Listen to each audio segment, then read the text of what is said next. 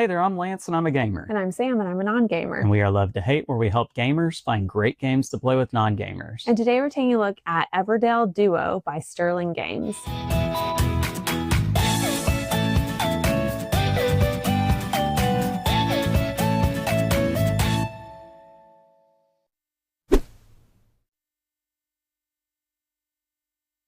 Everdell Duo is Everdell for 2 players, or 1, because you can play this game either by yourself in a solo mode or against another player or with another player, because you can play cooperatively and competitively in Everdell Duo.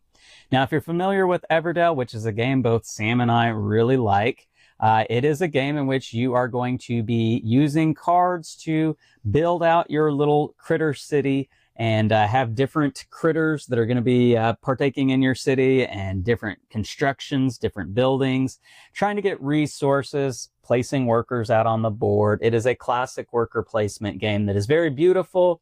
Well, obviously now we have Everdell Duo. And in this one, you and another player will either be going head-to-head or cooperatively with each other, trying to basically go down the line of different cards. It is worker placement, but it's more than just worker placement. Let's go down to the table. I'll show you how this one works, and then we'll come back and share thoughts on this as a gamer and non-gamer. All right, so here's Everdell Duo out on the table. Let me show you all this 2-player version of Everdell. Now, what you have for components, well, you're going to see a lot of components that are very reminiscent of regular Everdell. You're going to have your cards, which are all going to be just like regular Everdell cards in the 5 different colors: green, blue, red, purple, and gray. And all of those cards function pretty much the same way as in regular Everdell, where you're going to be paying a cost in the top left to be able to play that card. And the cards all function in the same way, as in that purple cards are going to give you points at the end of the game, whereas blue cards are going to give you an ability to do throughout the course of the game if you meet the conditions on the card. Gray cards are one-time use effects. The red cards are going to give you extra spaces to be able to place a worker to do the ability on it, and green cards are going to give you resources at specific points in the game. Now, in addition to the cards, you're obviously going to have this central board out here. As you can see, this acts as your meadow, if you'll recall from regular Everdell, where all the cards are. But it's also going to have this time track in the middle that are denoted by these 2 markers. You've got the sun and the moon, and these are going to travel down this pathway at different rates, and that's going to show you how close you are to the end of the season. If you'll recall, there are 4 seasons in Everdell, and those are kept track of here with these tiles on this side of the board. You've got your event tiles up here at the top. If you'll recall, in regular Everdell, these are things that you're competing for, trying to have the requirements listed at the bottom so that you can place a worker there to claim this tile for victory points. Now, these are going to be random throughout the course of the game. You will always have the fair tile as well as the journey tile in a competitive game. The other tiles are going to be randomly selected from different stacks of tiles. If you'll see, this one here says A on it, and there are 6 A tiles, 6 B tiles, 6 C, so on and so forth. So these are going to be randomly chosen, as you're only going to be playing with one of each type from the different letter groups, so that's going to be different every time you play the game. You do have river tiles that are going to be placed down here, and each player is going to have their own set of animeeples to play with. You've got your 3 hares, as one player will play as the hares, and you've got your 3 tortoises, as one player will play as the tortoise. And you do have your resources as in regular Everdell. You've got your wood, your resin, your berries, your pebbles. You've got your coins, which represent victory points. And then you do have one resource that is new to the game, and this is going to be your occupied tokens.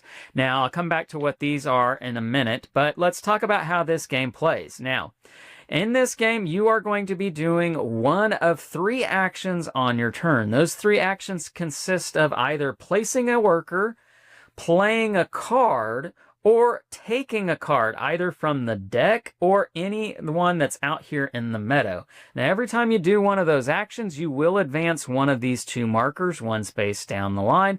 And when both of these markers get to the end of the line, that is going to signify the end of a season. Now, in more detail what you'll be doing, let's start with placing a worker. So starting with the hare player, because the hare goes first, you will first gain whatever is listed on your season card for that round. So in winter, both players are going to be drawing cards, drawing one from the deck, but the tortoise player will get to draw one from the meadow as well, and then you'll start. So let's say that the hare player wants to place one of their workers. Well, you can place on these spots down at the bottom, and these two are going to be random every round, as you'll replace these at the end of the season with two new ones from the stack. And basically these are going to give you resources. So placing here gets me a wood, resin, and berry, whereas placing down here at the end of the line is going to get me one card from the meadow, but it's also going to get me an occupied token. So this is where those occupied tokens come into play. Now, if you'll recall, in regular Everdell, this icon was seen on a lot of cards, and that was to signify that if you played that card, it allowed you to be able to play another card in the future for free. Because you played the first card first. So how this works in Everdell Duo, you might play something like the crane, which as you can see is a blue construction. If I played this into my city, then afterwards, if I gained an occupied token, I could place this occupied token on my crane here and be able to play a blue critter such as the judge. As you can see, the judge here is blue, and he has the critter icon right there, and I would not have to pay the 3 berries on him because I used that occupied token, and I could be able to play the judge for free because of my occupied token. So that's how the occupied tokens work, but again, the only way you get them is by going to this spot down here. Now, whenever you place a worker, you'll gain whatever you get from where you place it, but then you have to advance the sun marker 1 space forward. And that's important because when this marker gets all the way to the end, nobody can play any more workers for that turn. And more than likely what's going to happen is that one player will be placing all 3 of their workers, while the other player is only going to get to place 2 of their workers. So you have to be very mindful of where that sun marker is at. Now, whenever you do the second of the 3 options for your turn, which is play a card, playing cards from your hand, you're going to advance the moon marker. So, playing a card. So you will pay the cost listed in the top left to be able to play this card into your city that you're building. Now, that in regular Everdell, there was a limit to how many cards you could play into your city. There is no limit in Everdell Duo. You can play as many as you can throughout the course of the game, just keeping track of the fact that you're going to be advancing this moon marker 1 space every time you play a card. Now, you could play a card from your hand, but you can also play a card from the meadow. But there's a catch. It has to be adjacent to either of these 2 markers. So let's say that the moon marker is there, whereas the sun marker is right here. And what that means is that this sun marker is adjacent to these 4 cards. This moon marker is adjacent to these 4 cards. But nothing is adjacent to these 4 cards over here. So if I play a card for my turn, I can play one from my hand or adjacent to either of these 2, but I could not play these 4 cards here because there's nothing adjacent to it. None of these 2 markers. So that's where these markers really come into play when it comes to playing a card. The third thing you could do on your turn is to draw a card. Now you can draw a card from the deck randomly at blind, or you could draw one of the cards in the meadow. Doesn't matter which card, you can draw any card, but then you will advance one of your markers of your choice. So either the sun or the moon, your choice, you pick. And again, once these markers get all the way to the end, that's going to be the end of the season. And then you will move on to the next season, going into spring, then summer, and then fall, playing out whatever is listed on those tokens. Again, replacing these down here with new ones from the stack. So these are always going to give you 2 new spots to be able to place a worker at. Now, when you place a worker, you could also go up here to one of these events if you have the requirements for that one. So such as this one right here, having 3 red cards in your city. If you have that, you could place a worker up here. You'll gain the benefit right next to it, which in this case happens to be a berry. and I would also claim the tile, which is going to give me 5 points at the end of the game. These are first come, first serve, and unlike regular Everdell, where when you place a worker at one of the spots for the events, they're stuck there for the rest of the game, you do get your worker back at the end of the season. You'll always get your workers back at the end of every season. And that's pretty much the gist of how to play Everdell in the competitive mode. You'll count up your points at the end of the game, see who has the most points. That person is going to be the winner. Now, when you're playing cooperatively or a solo game, there are extra components. The main one being that there are going to be these skunks that you'll be placing out, blocking out certain spots on the board, such as maybe this spot right here, and spots on the line. You'll actually flip this board over because it will have some numbers on it to help you, because you'll be rolling a d6 to determine where you place these skunks every round, and maybe there's going to be one right there. So these sun markers will skip over those spots, which means that the round will actually go faster, especially if you have multiple skunks in this time track line. And they might also block off certain events, meaning that you're not going to be able to get that event, so there's no point in trying to work for that one. Now, in addition to blocking these off, you will also have some other components. There's going to be this tile right here, which is the being able to share goods, because in the cooperative mode, you and the other player are going to be working together to build one collective city, trying to meet some sort of point threshold. And you could play through the campaign booklet, which is going to give you kind of like a campaign storyline to follow, but also a score that you're trying to hit. In normal mode, in this case, the Chapter 2 one is 95 points, and the hard mode is 115 points. So you're trying to get that, but you're also trying to get a certain number of events using these tokens right here to keep track of how many events that you've accomplished. But in some chapters, you will be allowed to share resources. You'll be able to place a resource on this tile if it's on the green side, and that resource will immediately go to your partner at the start of their turn. But some chapters will only let you do this if the sun and moon marker are on the same space. And if they're not on the same space, then you can't share resources.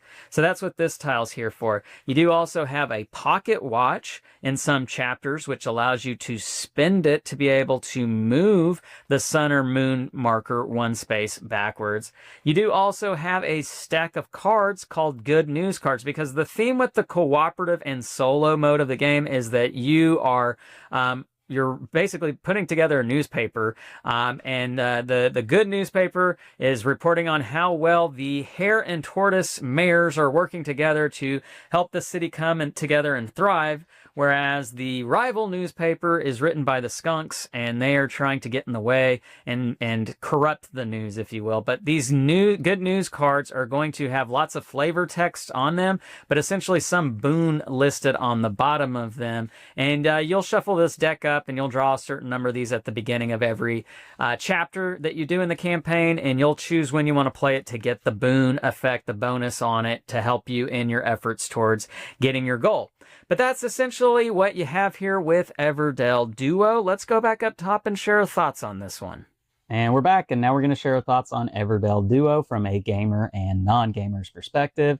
And do be sure to watch this portion of the video, because there will be some secret clue word pop up that you want to take note of and email to us if you want your own copy of Everdell Duo, which we will be giving away.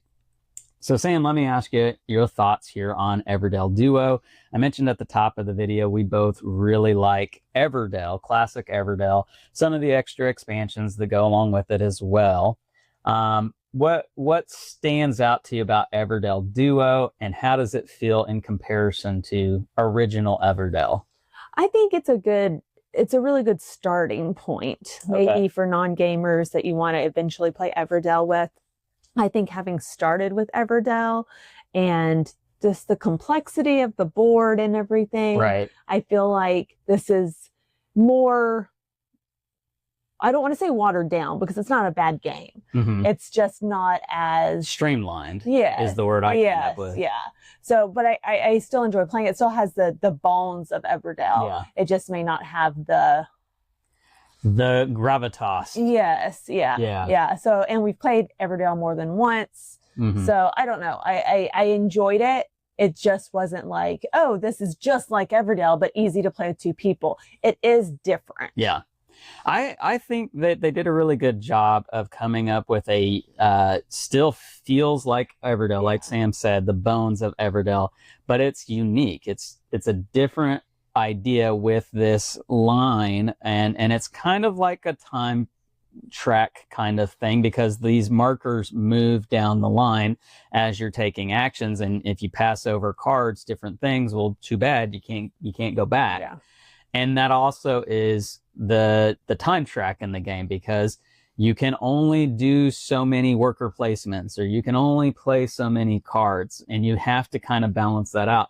And especially in the competitive mode of the game, when you're not working with each other and you're trying to compete for how many workers you can place out, how many cards you can place out, or getting those cards first, it gives you it's weird because it feels like Everdell, but it's different than regular Everdell. I don't know. Did you feel that way? Yeah, that's exactly what I felt about it. I think I went in it thinking this is going to be exactly like Everdell, just, more conducive to 2 players. And, and it does have that feeling, but it's a different game. Now, Sam mentioned that regular original Everdell is maybe more complex than this is.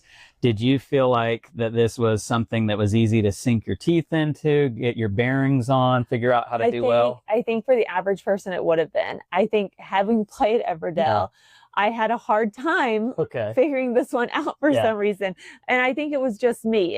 It was a simple enough game, but I think, again, used to Everdell and the complexities. And so I was kind of like, waiting for okay, wait, this is it can't be this too straightforward. And I was trying to make it more difficult than it was. Well, and to be completely honest, I had a similar experience reading the rule book and trying to, just going into it saying, all right, I already know how these things work because I understand Everdell. Well, the rule book, I feel, does a good job of being like, hey, don't rush through this, bozo.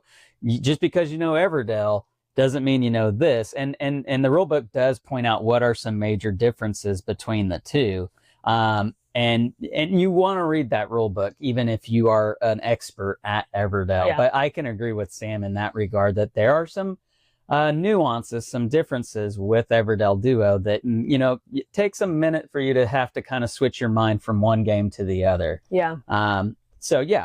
But talk about the fun factor with this one, because Everdell was such a fun, fantastic game. It's one of the very first games we reviewed here on Love to Hate. If you care to go and watch some of our ancient videos, feel free to do so. It's like our 3rd or 4th video. When we were still doing skits. Yeah, when we were still doing skits. But talk about whether or not this is a fun experience. It's definitely a fun experience. I think it's definitely worth it. It's shorter. Which I think is always a good thing for a non-gamer. And I think it's just definitely more streamlined. The box says plays in 30 minutes. It says it on the back of the game. So they really want you to know that this is a shorter, condensed version of Everdell. Is it maybe too short? I will never say that. You will never say that. I might. I'm going to save my thoughts on that in the pros and cons, which we're at the pros and cons. So let's talk about the things that work really well for you as a non-gamer with Everdell Duo. I mean, again, I don't want to use the word again, streamlined, but it's easy to see everything. The components are still there, which was when I can remember the first time we played Everdell, just being like, these components are so cool. The little manipulatives and stuff. So that's still, those are still there. You're still building on cards, just in a simpler way. So I think that, it works. It's still a good game. It looks like Everdell. It's obviously the same artwork, same artist, same universe, and definitely feels like Everdell. Feels like home if you are a fan of Everdell. So I would absolutely agree with you on those bullet points. Plays in 30 minutes. Box says ages 10 and up. I don't know. You know, that's maybe a little bit of a stretch in my opinion, but it definitely is a step down in terms of complexity, I feel like, than just, you know, straight up Everdell. I'm not even sure what the age range was on that, but I want to say it was probably 14 and up, maybe. So I do feel like it's somewhere in that ballpark. Looks beautiful out on the table. You know, components wise, perfect game there. What maybe doesn't work so great? I don't know, I felt like as we were playing it, I just kept, and again, it could just be, I was looking for that complexity that I know Everdell has. I feel like I was kind of asking myself, like, is this it? Is this, am I doing it right? It feels like maybe something was missing just a little bit. Okay. But that was just the feeling I had while playing. Maybe too streamlined. Maybe. Yeah. I can agree with that to a certain extent. I do feel like, you know, seeing the grandness of Everdell, and I mean, they make that game to be purposefully big. Look at the giant tree in the middle of the, you know, the Everdell tree. That's, you know, something that just stands out to you. And whether that be just the 3D factor of the game or the fact that Everdell is, I wouldn't say a super complex heavy game, but it is maybe heavier than your average run-of-the-mill family weight game. And then this isn't that. I can't agree with Sam that maybe it does feel like, okay, they stripped away some things here. Is there enough of a game left? I think someone reviewing this game who had never played Everdell is going to be completely different than someone who's played Everdell first and then played this. I would agree Keep with that in mind. Yeah. Any other cons for you? Yeah, I mean, it's still a good game. You know, everything works well. It's easy to understand. Yeah, so going back to the play length for me on this one, you know, again, the box makes you want to, you know, wants you to know that it can play in 30 minutes, which I get what they're going for in that regard, because Everdell is maybe more like a 2-hour long game. Shocking that I played it more than once. Right. And so for this one to be 30 minutes is a big deal, right? Like that's shaving off a whole lot of game time on this game. But for me, it feels like it's maybe a shade too quick. And what I felt often in this game is, you know, the rounds would just be over before I realized it. And not that I need my game to be long, just for long's sake, but I also don't want to be short just to be short. Exactly. And I want there to be kind of an experience that unfolds. And especially in these kind of Euro-y games where I'm managing my resources and I'm getting the right cards and I'm building up points, that, you know, for the track to only be, I think it's like 6 or 7 spaces long, you know, means that, you know, you're not going to use all your workers, which is fine, but I just feel like it needs to be longer than that. Like it needs to be 8, 9, 10 spaces long.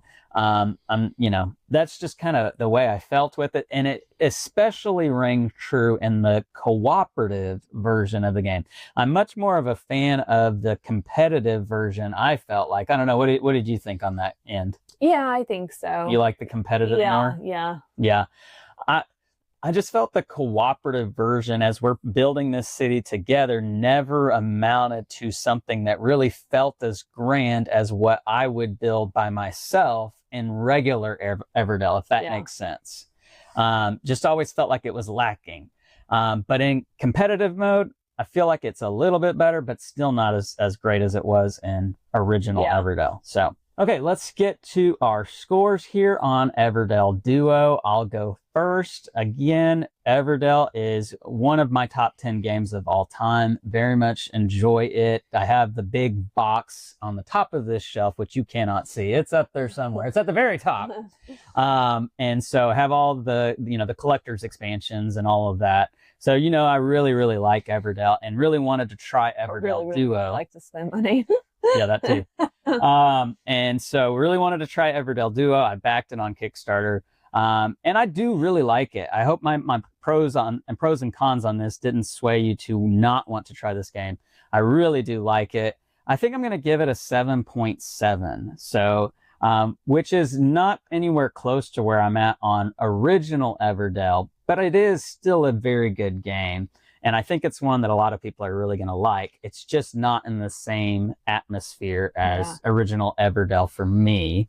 What about you? Where are you at on this? I'm probably going to give it a 7.2. Yeah? Yeah. Any reasons for that? It's just, it was a good game. It just didn't leave me in awe like Everdell did. Yeah. And again, it could be maybe too much comparison, but that's what it is. Well, and that's the thing, you know, you put the name of a great game on the box, you're asking for it to be a completely different name, but by the same company. Yeah. Maybe it would have felt different. But that's the give and take with that, right? Like you're going to get a lot of people attached to it and interested in it because it has the name on there, but you're also welcoming the comparison to the original game. Like that's just something you know is coming with this. So it doesn't exist in a vacuum. So anyhow, that's our thoughts here on Everdell Duo. Hope you watched the video to catch the secret code word so that you can get a chance to win a copy of this game that we are giving away. Let us know what you think about Everdell Duo, what you think about Everdell. Leave it down below in the comments. Make sure to like and subscribe and push that bell button so you get notifications of all our new content. I'm Lance. I'm Sam. And we are Love to Hate, where we bridge the gap between gamers and non-gamers. We'll catch you next time.